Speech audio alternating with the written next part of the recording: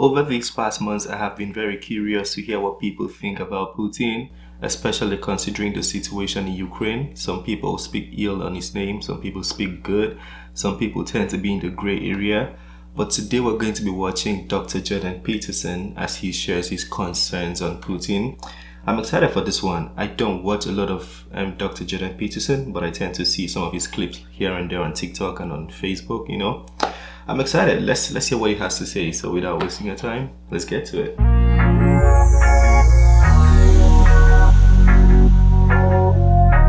Fascinating and controversial intellectuals. His books sell by the boatload. His talks pack theatres across the globe. Millions watch him online. How did he describe him? Controversial what? Let's take it back.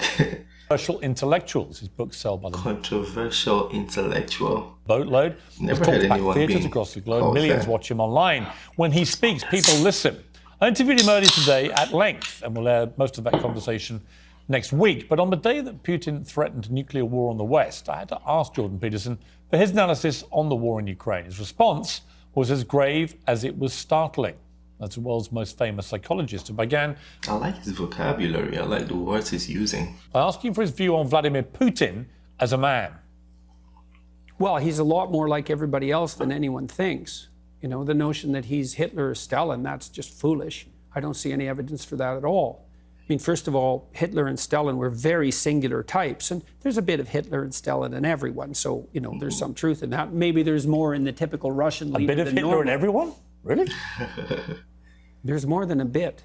Really? He's a psychologist, so I think he has a reason for saying that. I want to hear his reason. Let's take it back. I want to hear everything in depth. Stalin were very singular types, and there's a bit of Hitler and Stalin in everyone. So, there's some truth in that. Maybe there's more in the typical Russian leader. A bit of Hitler normal. in everyone? Really? You're a typical Russian? Why There's is more that? than a bit.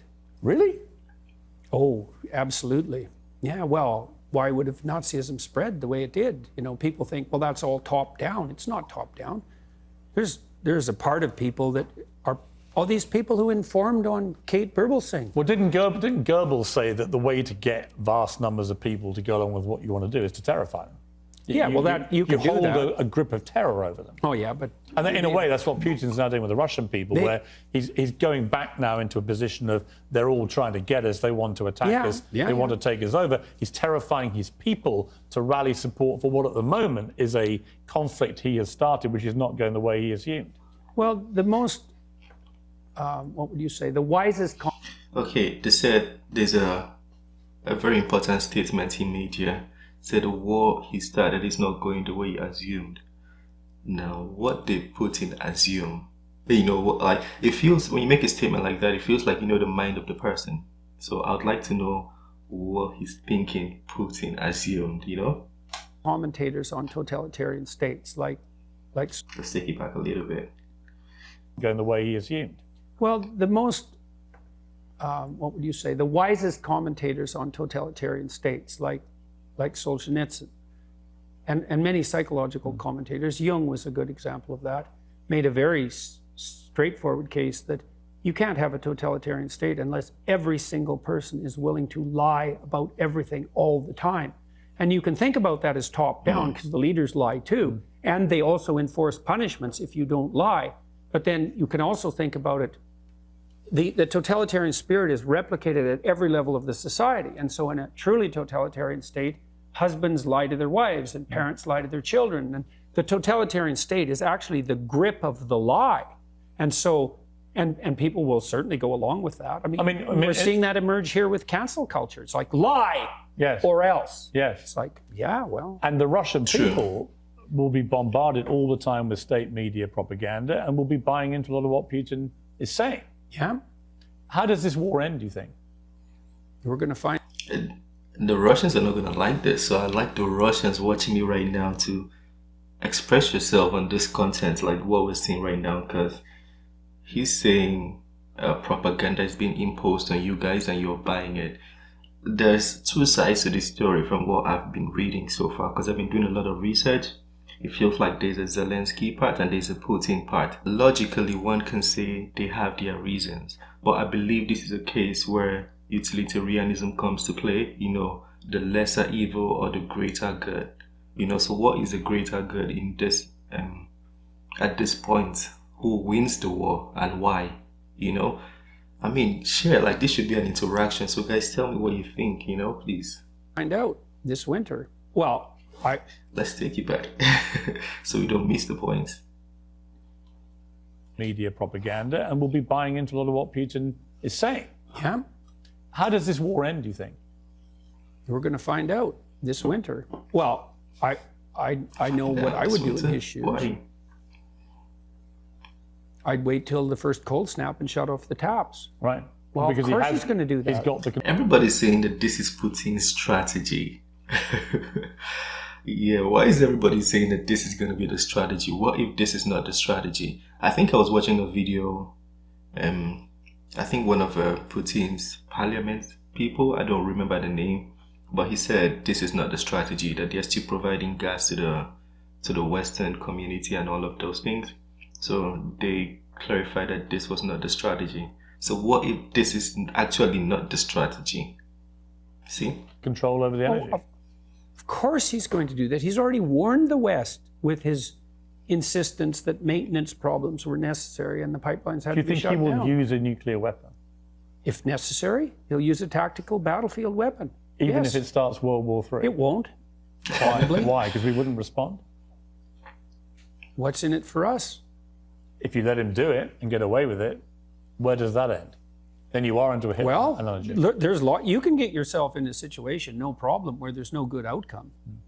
We're trying to do that right now on every front we can possibly imagine. I respect this question Jordan Peterson just asked. He made a very important point. What is in for us? That's a very good question. You have to understand, countries are run as businesses. So you can't just leave your business to another man's business without having a form of compensation. Yeah, some people might find this controversial, but this is actually true. This is how the world system is. If you find another country acting like they are helping the other country, it's because something is in for them. You know, they're trying to get something out of it. Maybe an alliance or a product or a service in different forms. So what is in for America to help Ukraine right now? That's a very good question. So guys, please let me know if you have the answer.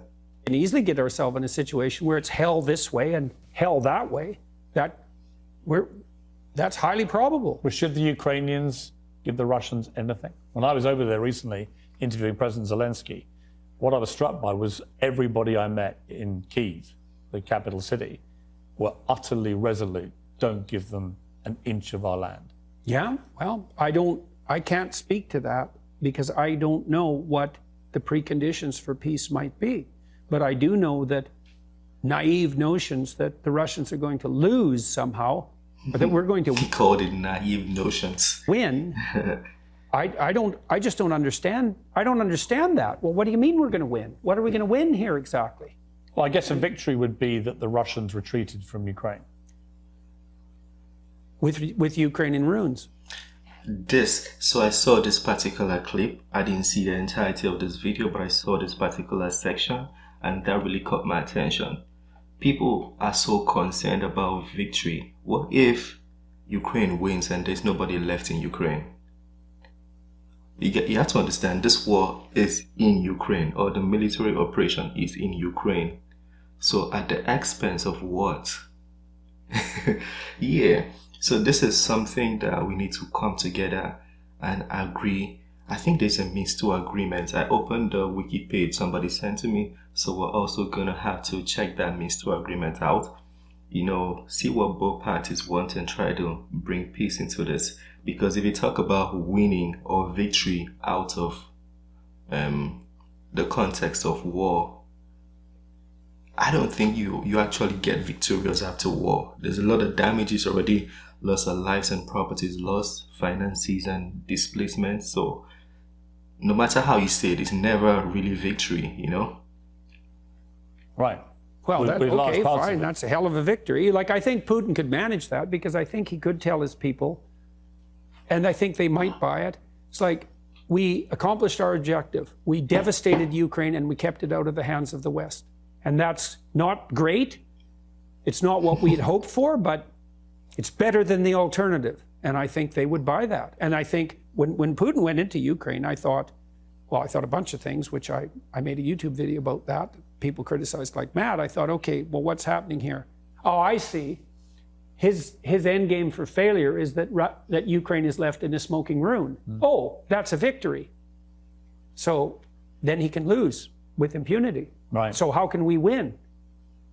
We can't win against Vladimir Putin anyways, because you cannot win against someone you cannot say no to. Period. And we can't say no to Putin because we sold our soul for his oil and gas. And we did that to elevate our moral stature in relationship to saving the planet. And so here we are, facing a very dire winter, hoisted on the petard of our own foolishness and moral presumption. We're saving the planet. We'll see. I don't think so. It doesn't look like it to me. And this is the most catastrophic issue here. Assuming that we're facing an environmental crisis of planetary proportions, which is not something I buy, by the way. Assuming we are, well, then I would imagine that you would put in place measures that would ameliorate that problem instead of exacerbating it. But all the measures you're putting in place are actually making the environmental problem worse. So how is that even vaguely acceptable? And I look at that and I think, oh, I see. It's just like George Orwell said about middle-class socialists 50 years ago. It's not that you love the planet, it's that you hate humanity. So, well, have at her, boys and girls, and we'll see what happens this winter. And it's very terrifying to me. It is. Especially Everybody's here, saying this winter. because your energy prices have gone way out of control, and that's going to hurt a lot of poor people, and certainly around the world as well. The World Bank already estimated that we've put 350 million people into what they call food insecurity. 350 million. That's 3 times as many as the communists managed to kill. Maybe we can manage that in a winter. But the planet has too many people on it anyway, so, that's just poor people. Jordan Peterson. Yeah, his points were quite interesting. And from what I was hearing, it didn't seem to really pick a side to me. Even though it sounded like he might have, but he was kind of like, in the gray area. But I can understand why he's not picking a side, because this is an issue of life and death. It's an issue of trying to make peace between 2 nations. So it's not something you want to stand on the side and be like, yeah, go fight other people. If it was like a game or just something where it's like you win 2-0 or 3-0, it'll be fun. Yeah, you can pick a side. But when it comes to peace and life and death, you don't really want to pick a side. So I understand why he's making his points in that manner. Well, also, I feel like the Western press or Western media is exaggerating one side, and then the other side is not being really spoken about. And for this reason, people see Putin as the devil. As I've become older, I've learned there's a reason for everything. And since everybody's talking about the Russia-Ukraine war, Putin, Zelensky, Putin is the devil for attacking Ukraine, there's so many speculating about these issues. So I had to go read and try to find out certain things for myself. And what I've learned or what I've read, the information is readily available on Google, YouTube, everywhere. You can find it for yourself too. But from what I've read, is the people in the eastern part of Ukraine are mostly made up of people of the Russian heritage. And these people have been tagged as pro-Russians, and this automatically classifies them as rebellious. Because of this, the official or part of the official Ukrainian army was sent to control these people, to put them in check. And this turned into constant bombardment, or should I say killing of the people in this region, whether innocent, guilty. There was constant bombardment. And Putin, understanding that these people are of the Russian heritage, which basically makes them Russians. If I'm of the Nigerian heritage, I'm Nigerian, by origin. So Putin, looking at it in this manner, decided to intervene, to help these people out.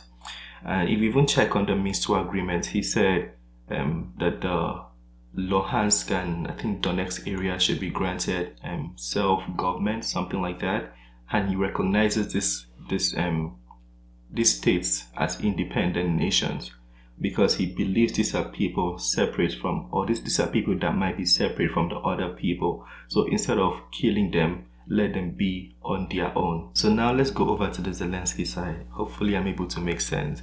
But let's say someone who is seen as external, in this case Putin, comes to tell you that certain regions in your country belong to a different heritage, that you should give them a self-government, or better still, let these regions be a separate nation. How are you going to take that? You're going to take it as, why are you trying to separate my country? Why are you trying to take my land? Because that is how it is perceived by default. It's perceived as these people are of the Russian heritage and you're asking for them to be independent. It means you're trying to take, my land. So that's how it's seen. And for this reason, Zelensky isn't agreeing, but there's still constant bombardment still on the eastern part, which happens to be of the Russian heritage, and it's tagged pro-Russian. So there's still constant bombardment, but also Zelensky is not trying to break his country. I don't know if you guys understand the whole concept now. So on both sides, there's logical reasons. I'm not saying this should be condoned or this should be accepted, but I'm just saying there's a reason why what is going on is going on. But for the greater good, I'm going to throw this on you guys now. For the greater good, what do you think should happen in this case? And also, if I'm wrong, please feel free to correct me. Try to do it in the best way possible. Don't criticize me. I mean, you can say what you want to say. But anyways, it's the end of this video, and I've been talking for so long. Have a wonderful day. Peace.